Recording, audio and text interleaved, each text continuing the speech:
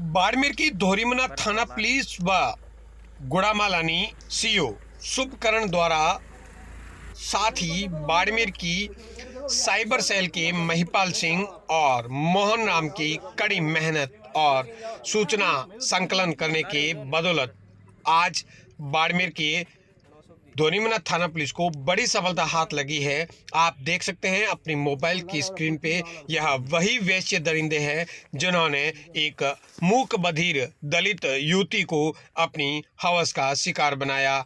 दरअसल 24 दिसंबर को दोहरीमना थाना क्षेत्र में एक दलित मूक बधिर युवती के साथ में रेप की घटना सामने आई थी। उसके बाद में पीड़िता बेहोश हो गई और उसको हॉस्पिटल में भर्ती करवाया गया, लेकिन पुलिस के लिए यह केस खोलना अपने आप में बड़ी चुनौती बन गई थी। लेकिन आखिरकार पुलिस की मेहनत रंग लाई और इन दोनों ही आरोपियों को गिरफ्तार करने में सफलता हासिल की। पुलिस ने इन दोनों आरोपियों के लिए करीब 15-16 लोगों से पूछताछ की, क्योंकि जिस तरीके से मूक बधिर ने इशारों में बताया, कुछ नंबर बताए, उसके आधार पे पूछताछ की। आखिरकार पुलिस की जो टीम थी वह इन आरोपियों तक पहुंची और आप देख सकते हैं अब यह वही वैश्य दरिंदे हैं जिन्होंने एक मूक बधिर को सिर्फ इसलिए हवस का शिकार बनाया क्योंकि उसे इन्हें मालूम था, जिसमें एक सुनील कुमार है तो दूसरा भजन लाल है। यह ITI कॉलेज का सुनील कुमार संचालक है, इसके पिता के नाम से ITI कॉलेज है। तो साथ ही ये सुनील कुमार की ऑफिस में काम करने वाला LDC के पद पर कार्यरत भजन लाल है, जिन्होंने भजन लाल बोलेरो कैंपर गाड़ी लेकर गया और वहां बैठा रहा और सुनील ने इस बात का फायदा उठाया कि मूक बधिर है, यह चिल्ला नहीं पाएगी, विरोध नहीं कर पाएगी। इसी का फायदा उठा करके उसने हवस का शिकार बनाया दलित मूक बधिर युवती को। इस पूरे मामले में बाड़मेर पुलिस अधीक्षक दीपक भार्गव ने खुलासा करते हुए कहा है कि इस पूरे प्रकरण में अगर कोई भी आरोपी इनकी मदद करने वाला है तो उन तक भी पुलिस पहुंची। तो साथ ही इस आरोपियों की भी जन्म कुंडली खंगाली जा रही है। क्या कहना है पुलिस अधीक्षक दीपक भार्गव का, आप खुद सुने उन्हीं की जुबान। गत 24 नवंबर को दोहरीमना क्षेत्र में एक 20 वर्षीय युवती के साथ दुष्कर्म की घटना हुई थी। सामान्य बात से ज़्यादा बहुत गंभीर बात थी, क्योंकि युवती मूक और बधिर थी। उनके पिता की रिपोर्ट पे मुकदमा दर्ज करके अनुसंधान आरंभ किया गया। काफ़ी कठिनाई हुई इसमें, क्योंकि वो युवती किसी प्रकार से जो भी हमें जानकारी देती वो या तो अपने इशारों से या थोड़ा सा वो लिखना जानती थी, परंतु कम्युनिकेशन के अभाव से सब चीज़ें स्पष्ट नहीं हो पाती थी।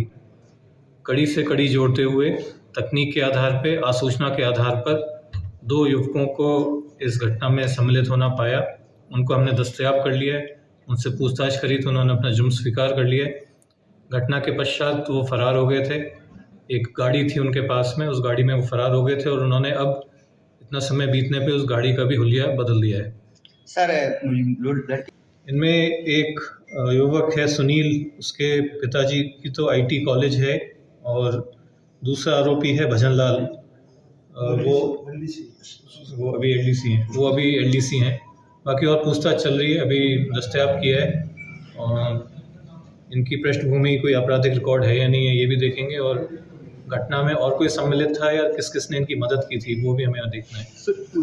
ये बाड़मेर के और मेरे पुलिस करियर के चैलेंजिंग केसेस में से एक था, क्योंकि और बहुत तरह के चैलेंज आते हैं आपके सामने। कोई हत्या हो जाती है, लोगों को लगता है मुश्किल केस है, लेकिन वो फिर भी आसान होता है। नामजद होता है, मुलजिम को उठाना होता है, बंद करना होता है।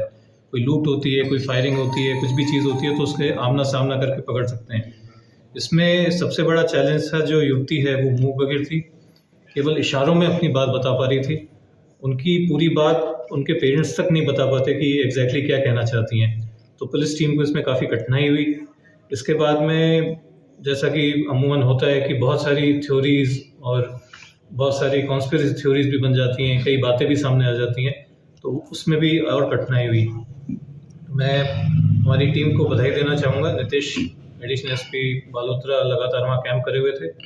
Shubhkaran CO Gudamalani, Sukhram Bishnoi SHO Dhurimana, Mohan constable Mahipal और इनके जो अन्य साथी हैं, लोबाराम कांस्टेबल, जगाराम, जयराम, जबराराम, ओम प्रकाश, भंवरलाल और शुभकरण जी के ऑफिस की महिला कांस्टेबल सीमा, इन लोगों ने दिन रात एक करके कड़ी से कड़ी जोड़ते हुए तकनीक के आधार पे और जो भी सुराग मिले उनको जोड़ते हुए मुलजिमों तक पहुंचने में सफलता प्राप्त करी।